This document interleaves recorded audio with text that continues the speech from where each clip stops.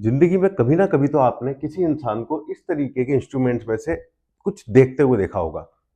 आखिर ये क्या देखता है और क्या करता है, आज यही हम जानने वाले हैं। तो ये जो करता है, इसे कहते हैं सर्वेइंग। ये एक साइंस है जिसमें हम पता लगाने की कोशिश करते हैं relative positions between two points.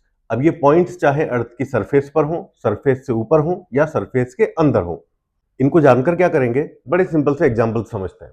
For example, आप इस तरीके की जगह पर हैं, यहां पर एक रोड है, यहां आप खड़े हुए हैं, यहां पर आपको एक क्रेटर दिखाई दे रहा है। ठीक है।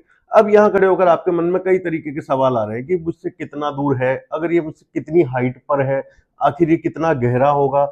अब ये सब कैसे पता पड़ेगा? यानी कि आप क्या कर रहे हैं, किसी एक पॉइंट पर आप खड़े हुए हैं और किसी दूसरे पॉइंट के बारे में एक अंदाजा लगाने की कोशिश कर रहे हैं किन किन चीजों का। इस पॉइंट से इस पॉइंट तक की हॉरिजॉन्टल डिस्टेंस क्या है इसका, इस पॉइंट से इस पॉइंट के बीच की वर्टिकल डिस्टेंस क्या है इसका। और इन्हीं सब चीजों को जानने के लिए कई बार हमें एंगुलर मेजरमेंट भी करना पड़ता है।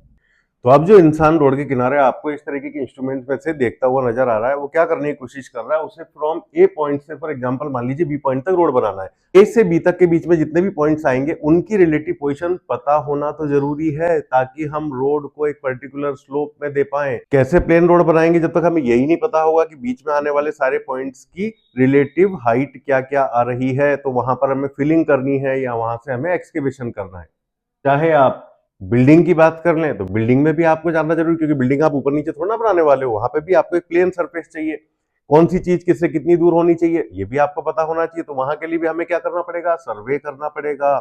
ब्रिज आपको बनाना है तो ये ब्रिज इस तरीके से हॉरिजॉन्टल हो जिसके लिए इसके नीचे के दोनों पिलर्स जो है वो सेम लेवल पर हो।